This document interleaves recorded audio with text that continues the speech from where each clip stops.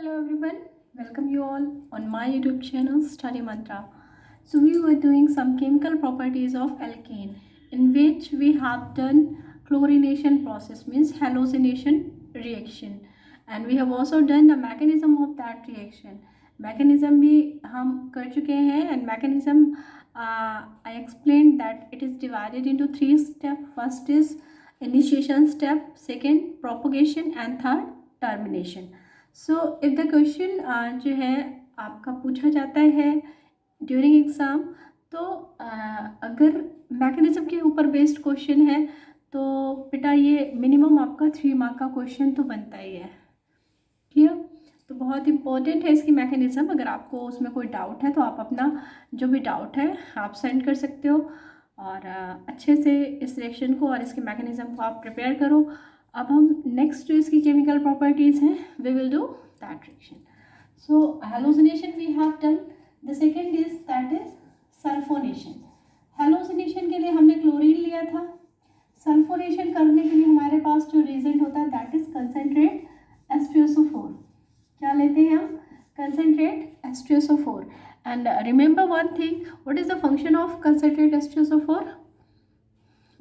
Concentrate H2SO4 जो है it is dehydrating agent. Dehydrating agent है और ये डिहाइड्रेशन की प्रोसेस करता है। क्लियर?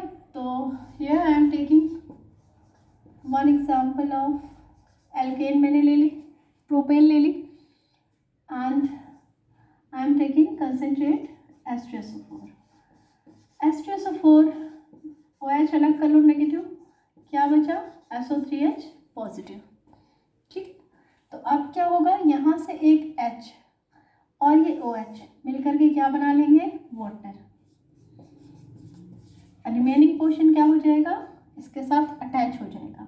यहाँ से एक H निकल जाएगा तो क्या बचेगा? CH3 CH2 CH2 ये बचेगा ना, और इसके साथ क्या अटैच हो जाएगा? SO3H। ठीक है, इट्स वेरी सिंपल रिएक्शन। कुछ भी नहीं करना है आपने क्या करना है, सिर्फ H निकालना है OH के साथ और बाकी पोर्शन अटैच कर देना है। This is propane sulphonic acid. Sulphonic acid. Clear? Very easy reaction. कुछ नहीं करना है, सिर्फ वाटर आपने निकालना है, OH यहाँ से H यहाँ से, बाकी पोर्शन अटैच कर देना है। Third reaction, oxidation. ऑक्सीडेशन जो है, if you are doing complete combustion of, या इसको आप कंबशन में लिख लो, कंबशन ऑक्सीडेशन आपने 10th क्लास में कर रखा है, सेम चीज़ है। If you are doing complete combustion of alkane, अगर आप एल्केन चाहे कोई भी एल्केन ले लो और इसका पूरे तरीके से इसको कंबस्ट कर रहे हो, लिमिटेड सप्लाई ऑफ ऑक्सीजन है, so it always will form carbon dioxide and water. हमेशा ये कार्बन डाइऑक्साइड एंड वाटर ही बनाएगा। ठीक है, अगर आप इसका कंप्लीट कंबशन है, ठीक है, मतलब ऑक्सीजन क्या है, एक्सेस में है या सफिशिएंट ऑक्सीजन आपकी है। अगर CH4O2 इनकम्प्लीट कंबशन है, इनकम्प्लीट कंबशन क्या होता है कि आपका ये लिमिटेड हो, कम हो, फिर क्या होगा, it will form carbon monoxide and water. क्या बनेगा? Carbon monoxide and water. यही रीज़न है बेटा कि जब आपका हाइड्रोकार्बन है वो अगर बर्न किया जाता है, अगर कम्प्लीटली पूरे तरीके से बर्न नहीं होता तो कार्बन मोनोऑक्साइड बनता है, जो कि बहुत ही ज़्यादा हार्मफुल है, याद रखना। ओके, और अगर इसमें कार्बन कंटेंट अगर कम होता है फिर क्या होता है, अगर ये लेस हो जाए, वैसे इसकी ज़रूरत नहीं बट फिर भी देख लो इसको, तो कार्बन बन जाएगा। क्या बन जाएगा? कार्बन। ठीक है, तो ये हो गई आपकी oxidation, complete and incomplete combustion. But अगर यही कंबशन आप कैटलिस्ट की प्रेजेंस में करते हो, कैटलिस्ट कैसे? CH4 + O2, यहाँ पर आपने ले लिया molybdenum oxide, molybdenum oxide, O की वैलेंसी 2 MO की 3, या आपने ले लिया KMnO4, ये कैटालिस्ट ले लिए। KMnO4 लोगे तो अल्कोहल बनेगा, क्या बनेगा? अल्कोहल मीन्स मिथेनॉल, एक O लग जाएगा, ये CH3 हो गया, ये H हो गया, हटा लिया, यहाँ पे एक ऑक्सीजन लगा दी, क्या बन गया? मीथेनॉल। क्या बना? मीथेनॉल। और अगर आप मोलिब्डेनम ऑक्साइड लेते हो तो बनता है मीथेनल, एल्डिहाइड बनता है। क्या बनेगा? मीथेनल, और एक वाटर मॉलिक्यूल निकल जाएगा। तो ये है आपके डिफरेंट टाइप की कंबशन प्रोसेस। क्लियर है? Okay, so now we will do the next reaction. Oxidation या कंबशन आपका कंप्लीट हो गया। देखो, कंप्लीट कंबशन होता है तो carbon dioxide and water, incomplete होता है कार्बन मोनोऑक्साइड, मोलिब्डेनम ऑक्साइड की प्रेजेंट में होता है तो फॉर्मेल्डिहाइड या मिथेनल, और अगर KMnO4 एल्कलाइन KMnO4 में तो फिर मिथेनॉल। ओके,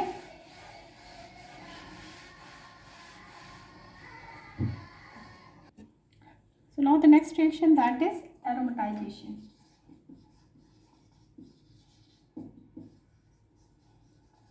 एरोमेटाइजेशन का मतलब क्या है? सपोज मैं एल्केन ले लूँ, CH3 CH2 CH2 CH2 CH2 and CH3। Okay, क्या मैंने ले लिया? आपका हेक्सेन ले ली, है ना? हेक्सेन, देखो हेक्सेन ही तो है, ठीक है। और अब मैं इसको क्या कर रही हूँ? हीट कर रही हूँ 773 केल्विन पे, 10-20 बार आपका प्रेशर है। और जो आपका कैटलिस्ट है, देखो किसका किसका कैटलिस्ट है? क्रोमियम का ऑक्साइड, मॉलिब्डेनम का ऑक्साइड, ध्यान देना किसके किसके oxide? Chromium, molybdenum oxide, vanadium oxide. तो ये हमने कैटलिस्ट लिए हुए हैं, देखो कितना स्ट्रांगली हमें करना पड़ रहा है। तो इसमें से सब में से एक एक H निकल जाएगा। नो, सिर्फ H2 निकलेगा, यहाँ से एक H, यहाँ से एक H, माइनस H2। तो ये CH2 CH2 CH2 CH2 हो गए। ओके, क्या बन जाएगी? रिंग।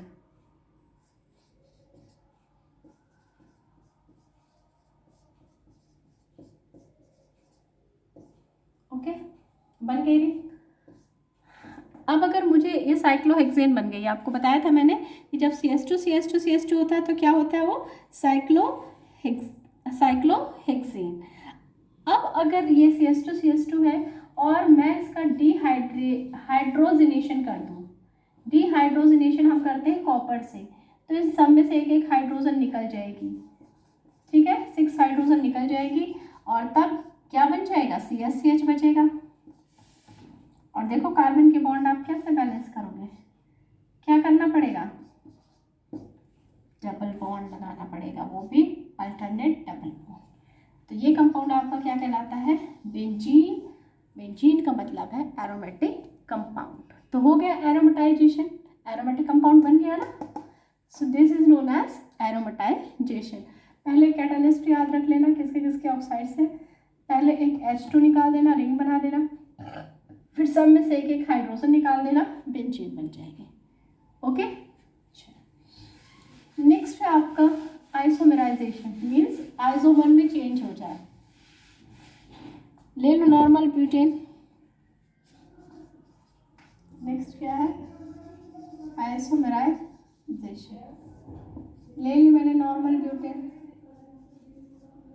ले ली नॉर्मल ब्यूटेन। कैटालिस्ट ले लो, AlCl3 HCl, हीट कर दो तो ये आपका क्या बन जाएगा? इसका आइसोमर बन जाएगा, है ना? इसका आइसोमर देखो, सेम मॉलिक्यूलर फॉर्मूला, ये भी C4 एस्टेन और ये भी C4 एस्टेन। तो ये क्या है? इसका आइसोमर है, ठीक है। तो ये कैसी रिएक्शन है? Isomerisation reaction. The last reaction is pyrolysis. क्या है? पायरोलिसिस। पायरोलिसिस क्या है? डिकम्पोजिशन जब हम करते हैं, डिकम्पोजिशन जो करते हैं हाइड्रोकार्बन की, ठीक है, हायर एल्केन ले लेते हैं और उसको बहुत सारा टेम्परेचर दे करके उसको डिकम्पोज करते हैं। Clear? Low pressure and high temperature पे उसको डिकम्पोज करते हैं, तो वो प्रोसेस आपकी क्या कहलाती है? Pyrolysis. Decomposition of higher alkane. Higher alkane को जब हम डिकम्पोज करते हैं, तोड़ते हैं लोअर एल्केन में, तो that process is known as pyrolysis. Okay, so हम ले रहे हैं hexane C6H14, 773 kelvin temperature, 6 to 7 bar pressure. Okay, अब देखो किस में टूटेगा। ये टूटेगा आपका हेक्सीन में, हेक्सीन बन जाएगा और H2। और किस में टूट सकता है? C4H8 and C2H6। देखो C6H14 बन गया ना। और किस में टूट सकता है? C3H6, C2H6 एंड क्या बचा? 614। 2 कार्बन बचेगा, 3 2 5, 1 कार्बन बचा CH4। ओके, तो हमने क्या लिया था? हेक्सेन ली थी और इसको जब हमने ब्रेक किया, डिकम्पोज किया, तो क्या क्या बना आपका? हेक्सेन और H2 बन सकता है, प्लस ब्यूटेन एंड C2H6 बनेगा, plus propane, ethane, methane. So this process is known as pyrolysis. So these are the all chemical properties of आपका alkane. Now we will discuss conformation of alkane. So now we will do conformation of ethane, the last topic of alkane. Conformation of ethane का क्या मतलब होता है? Let me explain. सबसे पहले ethane molecule बना लो।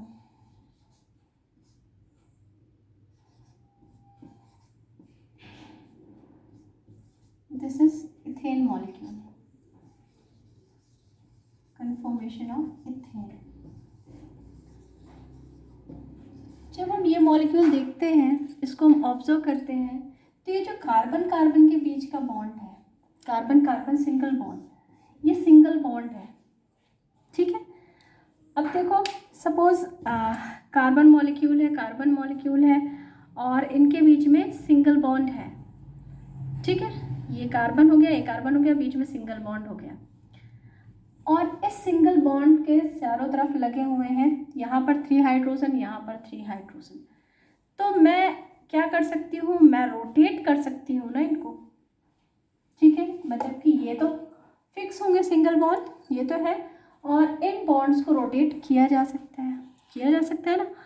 तो जब हम इनको रोटेट करते हैं तो इसके बहुत सारे स्ट्रक्चर हमको मिलते हैं, और उन्हीं स्ट्रक्चर को हम कहते हैं कन्फॉर्मेशन ऑफ इथेन। क्लियर? जो पॉसिबिलिटी होती है, जो स्ट्रक्चर आपके बनते हैं। अब ये कौन कौन से स्ट्रक्चर हैं और कैसे बनाए जाते हैं? तो सबसे पहले जिन्होंने कन्फॉर्मेशन ऑफ इथेन दिया, जिन्होंने इसके स्ट्रक्चर दिए, वो थे साहौर्स फार्मूला। इन्होंने इजीली कुछ नहीं किया। ये फार्मूलाज कौन से हैं? देखो, इसमें जो कार्बन कार्बन है उसको एक दूसरे के डायगनली रखना, मीन्स इस बॉन्ड को सीधा ना रख करके डायगनली रखना है, ओके। और जब आप डायगनली रखोगे, या आपने डायगनली रख दिया, तो हाइड्रोजन जो है 2 तरह से आपके रिप्रेजेंट हो सकते हैं। एक तो ये हो गया रिप्रेजेंटेशन, ठीक है, क्लियर।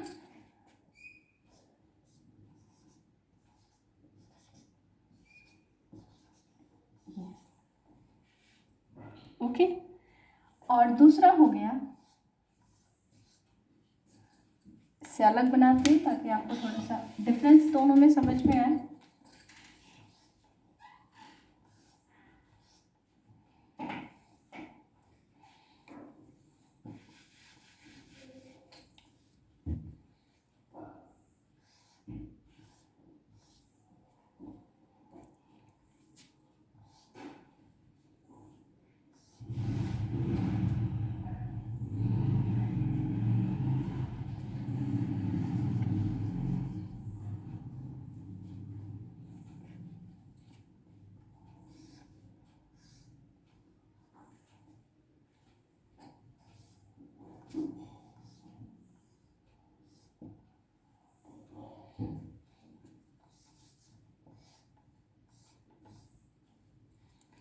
ओके, तो ये दो फॉर्मूलाज आपके पास हैं। अब आपको लग रहा होगा सेम है, सेम नहीं है, मुझसे उतने क्लियरली बन नहीं रहे। एक बार फिर ट्राई करती हूँ।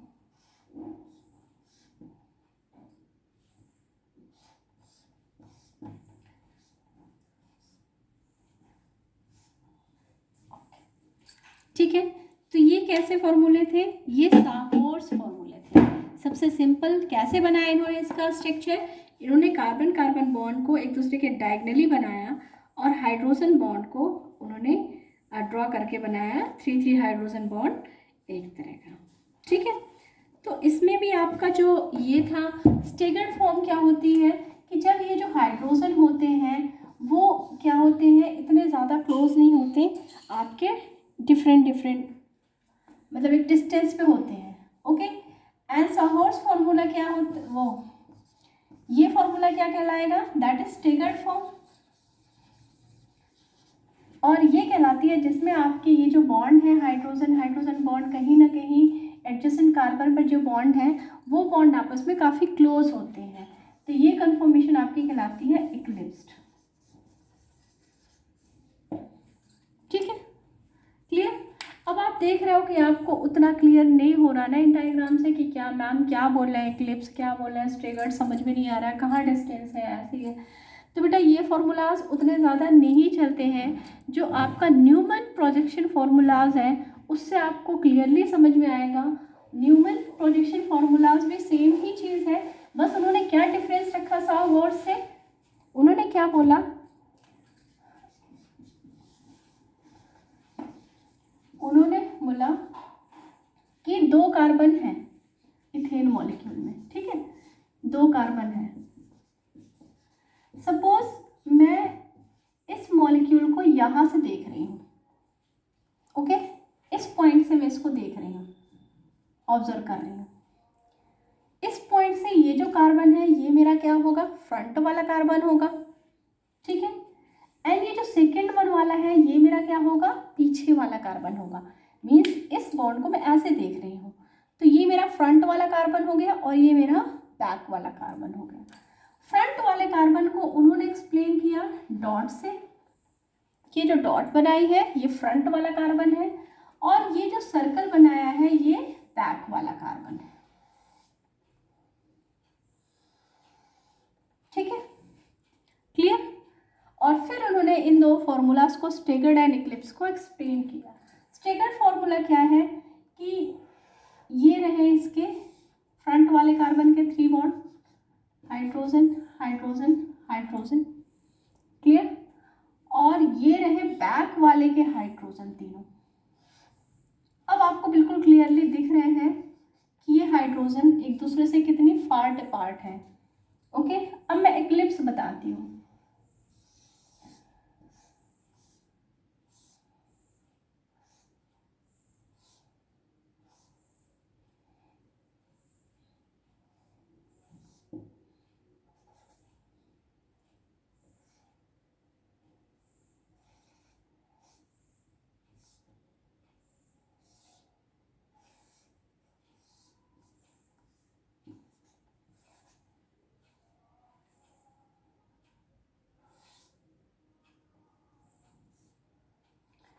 ये हो गई आपकी इक्लिप्स फॉर्म। ठीक है, ये रहे फ्रंट वाले कार्बन के तीनों हाइड्रोजन और ये रहे बैक वाले कार्बन के तीनों हाइड्रोजन। अब आप सोच रहे होंगे कि ये इनके बीच में कुछ डिस्टेंस है ना? अब आप इसको अंडरस्टैंड करो।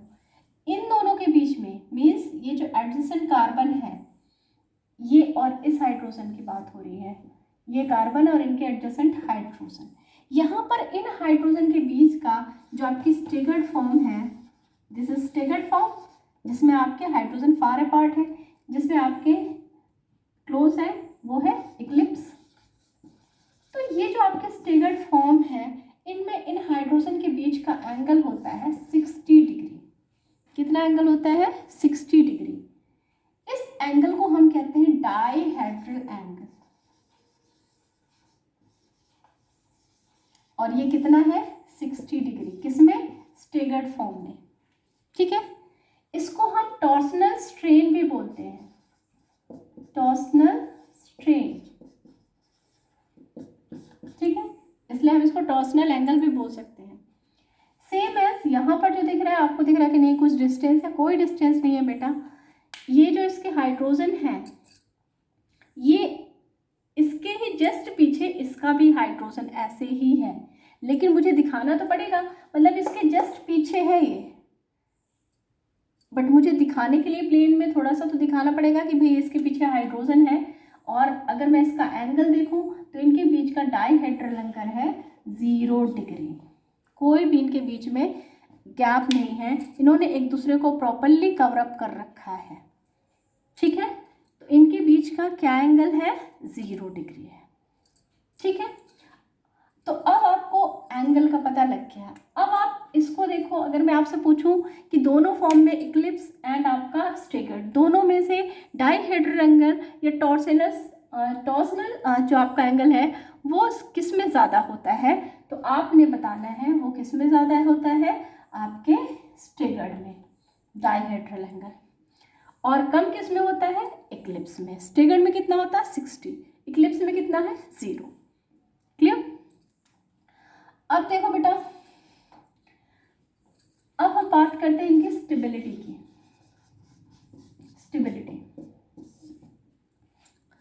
स्टेबिलिटी देखो बेटा, यहाँ पर ये जो हाइड्रोजन जो नेबरिंग बॉन्ड है, ये एक दूसरे के कितनी क्लोज है, ठीक है। तो इनके जो इलेक्ट्रॉन पेयर्स हैं उनके बीच में क्या होगा? रिपल्शन होगा। क्या होगा? रिपल्शन होगा। और उस रिपल्शन की वजह से जो इनकी स्टेबिलिटी है वो क्या कर जाएगी? डिक्रीज कर जाएगी। क्या रीज़न है? Electron pair repulsion. क्यों ये रिपल्शन इसमें ज़्यादा है? बिकॉज ये आपस में काफ़ी क्लोज हैं, ठीक है। यहाँ पर क्या है, इनके बीच में काफ़ी ये they are far apart from each other, और यहाँ पर जो रिपल्शन होगी दैट इज मिनिमम। यहाँ पर रिपल्शन क्या होगी? मैक्सिमम। यहाँ पर रिपल्शन क्या होगी? मिनिमम, ठीक है। मिनिमम क्यों? क्योंकि इससे ज़्यादा एंगल हो ही नहीं सकता। इन दोनों के बीच का एंगल आपको पता है कि 120 एंगल है, तो ये अब मिड वाली पोजीशन पर आ गया 60 पे। अब इससे ज़्यादा थोड़ा ना इनके बीच का एंगल हो सकता है, तो ये मैक्सिमम एंगल पे है, यानी ये मिनिमम रिपल्शन पे है, ओके। और ये इनके बीच में मैक्सिमम रिपल्शन है, ये तो बिल्कुल क्लोज है, तो इनकी स्टेबिलिटी होती है कम, ठीक है, और इनकी होती है स्टेबिलिटी ज़्यादा। तो स्टेबिलिटी का आपको समझ में आ गया? क्लियर हो गया, ठीक है। कौन ज़्यादा स्टेबल होगा? Staggered form. क्यों? क्योंकि इनके बीच का टॉर्सनस जो स्ट्रेन है, जो एंगल है, वो ज़्यादा है, and that's why the electron pair आपका उनमें the repulsion between electron pair is less या minimum and stability more. Clear? अब आता है how can you convert eclipse form in staggered form.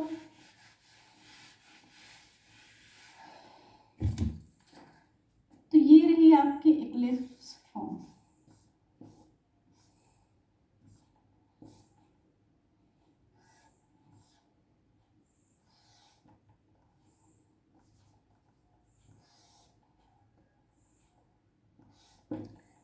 ठीक है, और इसमें इन दोनों हाइड्रोजन के बीच का एंगल है 0, इक्लिप्स। ये रही स्टेगर्ड फॉर्म, और इनमें जो एंगल है वो है 60। तो अगर मुझे इक्लिप्स को स्टेगर्ड फॉर्म में कन्वर्ट करना है तो मुझे क्या करना है? मुझे जरा जो पीछे वाला बॉन्ड है इसको मैं 60 डिग्री पे रोटेट कर दूँ। कितना? 60 डिग्री पे, है ना। 0 से इसको 60 डिग्री पे रोटेट कर दूँ तो ये फॉर्म बन जाएगी, यही तो है स्टेगर्ड फॉर्म, बन गई। अगर मैं बोलूँ कि इसको मुझे 60 पे लाना है तो मैं फिर से इसको 60 पे रोटेट कर दूँ, फिर से 0 वाली पोजीशन पर आएंगे, यानी पीछे वाले बॉन्ड को मैं 60 डिग्री पे रोटेट कर दूँ, फिर इससे इक्लिप्स बन जाएगी। फिर मैं इसको 60 पे रोटेट कर दूँ पीछे वाले बॉन्ड को, तो फिर स्टेगर्ड बन जाएगी। तो ये एक दूसरे में 60 में कन्वर्ट होते रहेंगे। अब अगर मैं इनका पोटेंशियल एनर्जी डायग्राम ड्रॉ करूँ,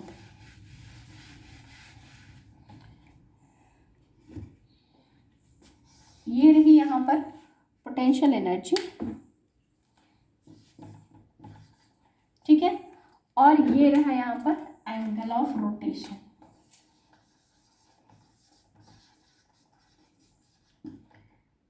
जीरो, 60, 120, 180, 240, 300, 360, तो ये हो गया एंगल ऑफ रोटेशन, ठीक है। अब देखो ये कैसे जाएगा, इसका ग्राफ कैसे जाएगा, 0 से 60 पे, 20 पे,